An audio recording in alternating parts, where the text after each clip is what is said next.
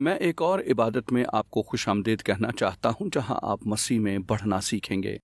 हम यशुआ के मुतालिक बात करते रहे हैं और हम उसे जारी रखेंगे, खास तौर पर समझ के मुतालिक। लिहाजा आइए अब हम इबादत की जानब चलें। अब देखते हैं कि आई में फतह के बाद लोगों ने उस बारे में सुनना शुरू किया जो कुछ हुआ था, और खुदा ने यशुआ और लोगों को फतह बख्शी थी।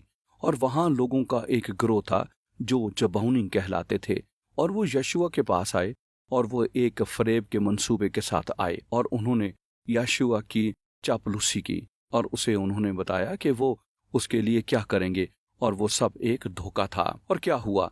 यशुआ धोखा खा गया, वो एक फरेब में पड़ गया। लेकिन इसके बाद जल्दी ही उसे इदराक हो गया कि उसने एक बड़ी गलती की थी। पहली चीज उसने ये की कि उसने उन लोगों का सामना किया जिन्होंने उसे धोखा दिया था।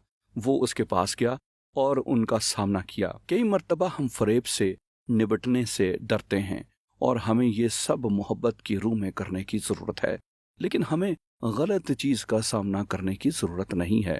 सच्चाई इस कदर अहम है, यीशु के पैरोकार होते हुए ये हमारे लिए लाजमी है। अगर हम एक रहनुमा बनने वाले हैं तो हमें सच्चाई की मनादी करने की ज़रूरत है।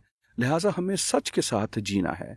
लिहाजा उसने उसके साथ निपटा और वो उनके पास गया जिन्होंने उसे धोखा दिया था। अब दूसरी चीज उसने ये की कि उसने अपने हिस्से का सौदा कायम रखा। गो कि वो बददियानत रहे थे, गो कि उन्होंने धोखा दिया था, उसने खुद को सच्चाई पर कायम रखा। अब ये बहुत अहम है कि जब हम धोखा खाते हैं, जब हमें तकलीफ पहुंचती है, हम समझौता ना करें, हम उनका सामना करें जिन्होंने हमें धोखा दिया है।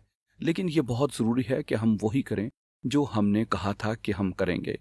ये कलाम का सच्चा होना है, और मेरा मानना है कि खुदा ऐसा ही चाहता है। और फिर एक आखिरी बात थी जो उसने की कि यशुआ ने जबौनियों से खुदा को निपटने दिया। आप देखते हैं बहुत बार जब हमारे साथ बुरा होता है तो हम समझते हैं कि हमें मामला अपने हाथों में लेना होगा। नहीं, हमें ऐसा नहीं करना। खुदा खुदा है और आखिर में फतह खुदा की ही है।